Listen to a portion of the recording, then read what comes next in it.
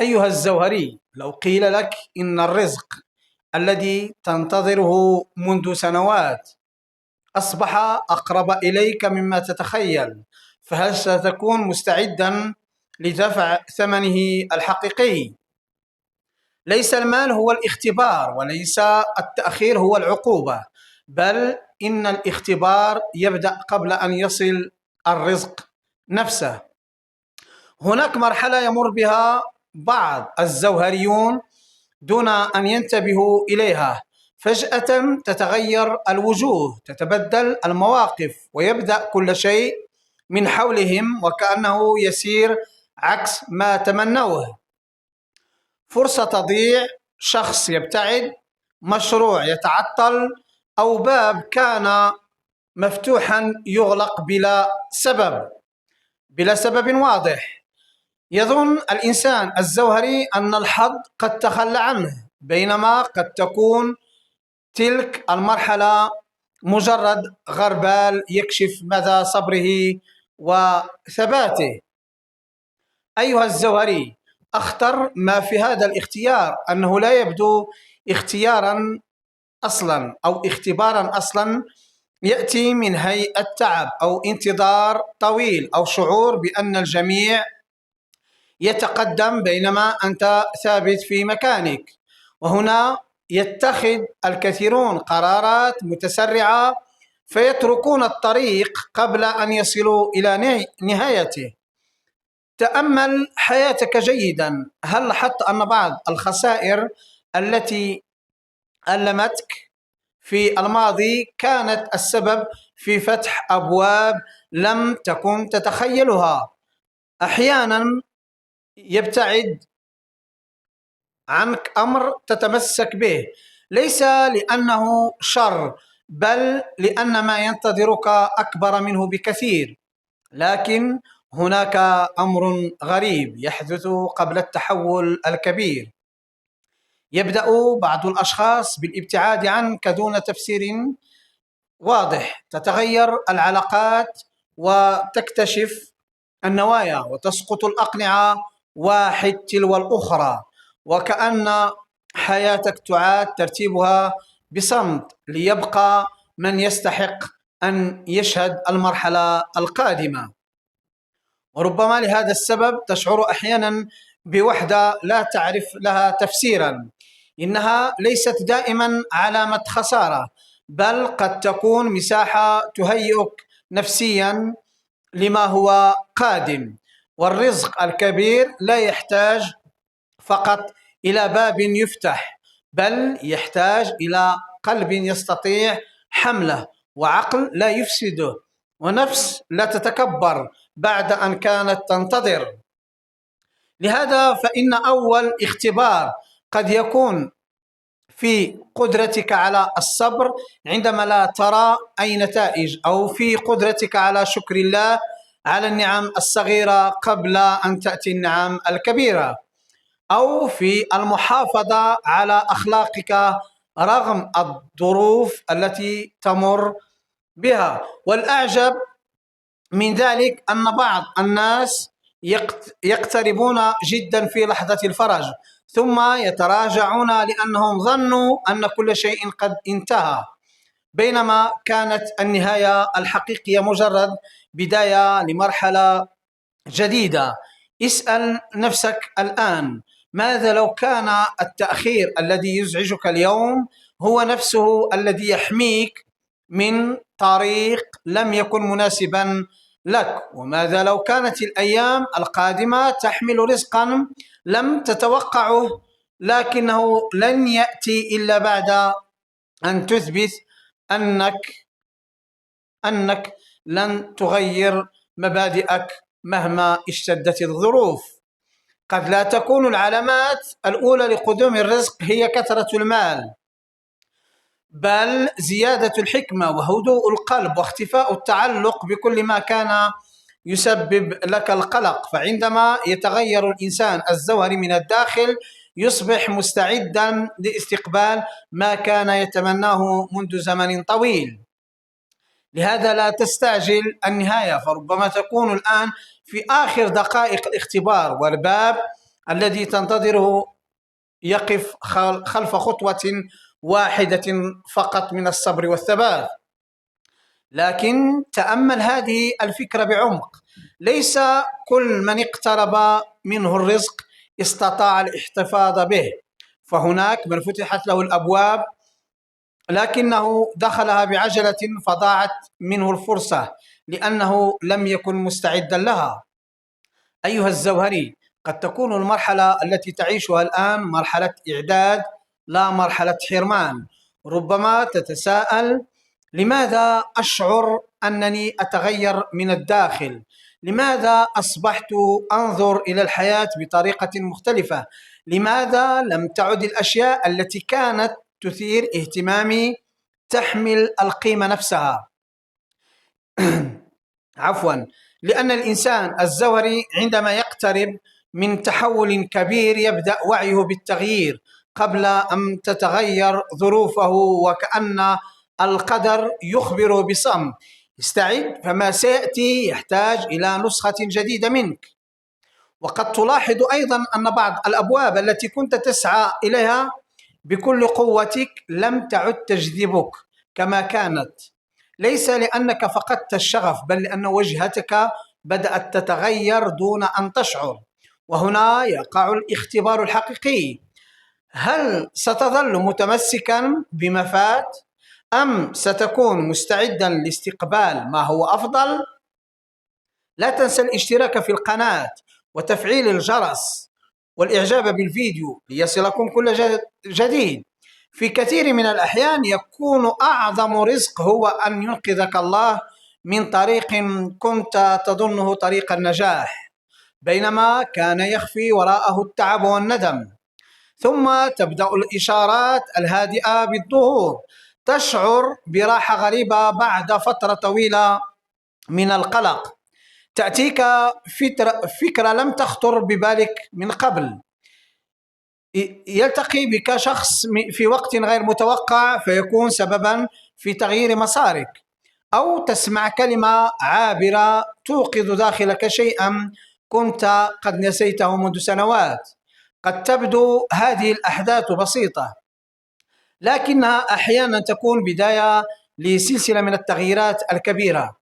أيها الزوهري، هناك خطأ يقع فيه كثير من الزوهريون عندما يشعرون بأن الفرج اقترب، فيخبرون الجميع عن أحلامهم وخططهم ويبدأون في بناء التوقعات قبل أن تتحقق.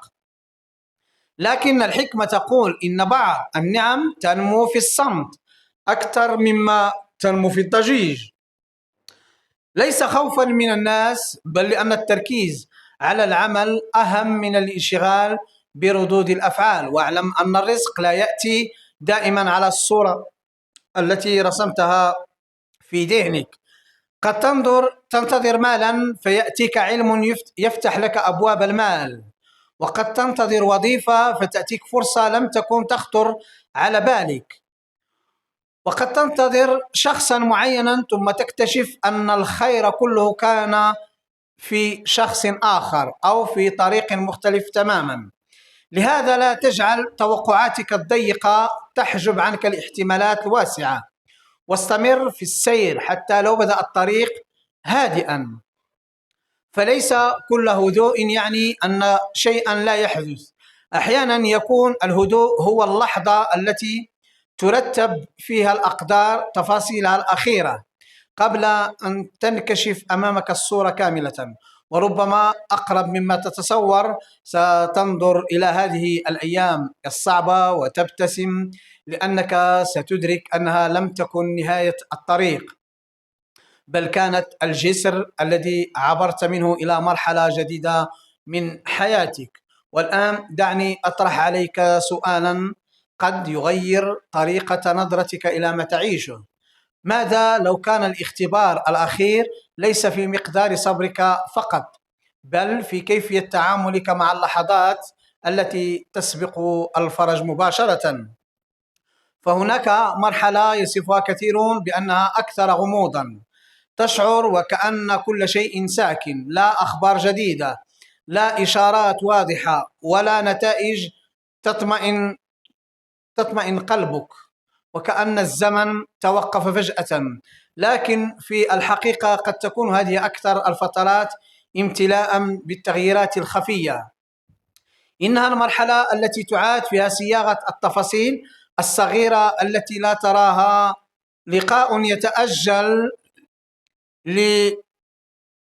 ليحدث في الوقت المناسب، فرصة تتأخر حتى تنضج ظروفها، أو باب يغلق لأن بابا أعظم منه سيستعد للانفتاح. أيها الزوهري، لا تستهن بالأيام الهادئة، ففي كثير من الأحيان تكون أعظم التحولات مسبوقة بصمت عجيب حتى يظن الإنسان الزوهري أن شيئا لن يتغير أبدا، ثم في لحظة واحدة يتبدل المشهد بالكامل. خبر واحد، اتصال واحد، قرار واحد، فرصة واحدة، وقد يكون هذا كافيا ليغير مسار سنوات كاملة. لكن قبل أن يحدث ذلك راقب نفسك جيدا. هل أصبحت أكثر هدوءا؟ هل تعلمت ألا تتعلق بكل شيء؟ هل صرت ترى الخير حتى في الأشياء التي لم تتحقق؟ لكن هناك جانب آخر لا ينتبه إليه الكثيرون. ففي اللحظات التي تسبق التحول الحقيقي قد تشعر وكأن كل شيء أصبح بطيئا بصورة غير معتادة. الأيام تمر لكن النتائج لا تظهر، والدعوات تتكرر بينما الإجابة تبدو مؤجلة. وهنا يبدأ العقل بطرح الأسئلة التي لا تنتهي: هل أسير في الطريق الصحيح؟ هل ضاع تعبي؟ هل كنت أعلق أمالي على وهم؟ هذه الأسئلة ليست دليلا على الفشل، بل هي جزء من الامتحان الداخلي الذي يسبق انتقال كبير في حياة الإنسان الزوهري. أيها الزوهري، قد تلاحظ أن بعض الأشخاص الذين كانوا يحيطون بك اختفوا فجأة دون خلاف أو خصومة، وكأن الحياة أعادت توزيع الأدوار من حولك. فليس كل من رافقك في مرحلة كتب له أن يرافقك في المرحلة التالية. أحيانا يكون الابتعاد رحمة حتى وإن بدأ في البداية مؤلما، وأحيانا تكون الوحدة المؤقتة فرصة لتسمع صوت نفسك بوضوح بعيدا عن ضجيج الآراء والتأثيرات. ثم تأتي لحظة غريبة، تبدأ ترى الأمور التي كانت تقلقك أصغر مما كانت عليه، وتكشف أن خوفك القديم فقد قوته، وتشعر أن قلبك أصبح أكثر هدوءا حتى قبل أن يتغير واقعك. وهذه من العلامات التي تستحق التأمل. فالتحول الحقيقي يبدأ داخل الإنسان الزوهري ثم ينعكس على حياته الخارجية. ولا تنسى أن الرزق ليس دائما أموالا أو ممتلكات، قد يكون الرزق راحة بعد قلق، أو باب علم بعد حيرة، أو صحة بعد تعب، أو إنسانا صادقا يغير مجرى حياتك بكلمة واحدة. ولذلك لا تحصر الخير في صورة واحدة فقط يأتيك من طريق لم يخطر لك على بال. أيها الزوهري، إذا وجدت نفسك اليوم تجاهد للحفاظ على هدوئك وتقاوم اليأس وتتمسك بالأمل رغم كل شيء، فأنت لا تخوض معركة مع الظروف فقط، بل تبني في داخلك القوة التي ستحتاجها عندما تأتيك النعمة، لأن النعمة الكبيرة تحتاج إلى وعي كبير. وربما بينما تشاهد هذه الكلمات هناك تفاصيل في حياتك تتحرك بصمت، لا تسمع صوتها ولا ترى أثارها بعدها، لكنها تقترب من لحظة الظهور. تأمل كيف تتغير الفصول في الطبيعة. لا يولد الفجر في لحظة واحدة، ولا تنضج الثمرة في يوم واحد، بل يسبق كل تحول زمن من السكون والعمل الخفي. وكذلك بعض التحولات في حياة الإنسان الزوهري قد لا ترى إلا الصمت، بينما ترتب الأسباب في الخفاء حتى إذا اكتمل وقتها ظهرت النتائج وكأنها جاءت فجأة. أيها الزوهري، إياك أن تجعل طول الانتظار يطفئ نور الأمل في قلبك، فكثير من الناس لم يخسروا بسبب قلة الفرص، بل لأنهم استسلموا قبل أن يصلوا إلى اللحظة الفاصلة. إن أكثر ما يرهق النفس ليس التأخير، وإنما الشعور بأن الطريق بلا نهاية. لكن الحقيقة أن الإنسان الزوهري لا يرى إلا الخطوة التي يقف عليها، أما ما ينتظره بعد المنعطف فلا يعلمه إلا الله. ولهذا لا ترتبط قيمة نفسك بسرعة النتائج. قد يتأخر الأمر لأن الوقت لا يحن بعد. أولا، هناك خبرة ينبغي أن تكتسبها أو حكمة لم تكتمل في داخلك، وعندما تنظر إلى الماضي ستكتشف أن أحداثا كثيرة كنت تظنها عشوائية كانت في الحقيقة تمهد لما تعيشه اليوم. لقاء بدأ عابرا، قرار اتخذته على مضض، باب أغلق في وجهك، كل ذلك ربما كان جزءا من الطريق لم تكن ترى نهايته. أيها الزوهري، إذا جاءك الرزق يوما فلا تنسى أيام الانتظار، لا تنسى اللحظات التي دعوت فيها ربك من أعماق قلبك. لا تنسى اللحظات التي دعوت فيها ربك من أعماق قلبك، ولا تنسى الدروس التي تعلمتها وأنت تعبر مراحل الصبر. فمن يتذكر بدايته يحسن التعامل مع نهايته، وقد تكون أعظم نعمة لا تكمن في كثرة ما تملك، بل في أن يبقى قلبك متواضعا مهما اتسعت أمامك الأبواب. تذكر أن الأقدار لا تسير وفق استعجال البشر، بل وفق حكمة يعلمه الله وحده. وما دام قلبك متعلقا به وساعيا بالأسباب المشروعة فلا تجعل التأخير يسرق منك اليقين، فقد يكون أقرب إلى الفرج مما تظن، والخبر الذي تنتظره أقرب مما تتخيل. أيها الزوهري.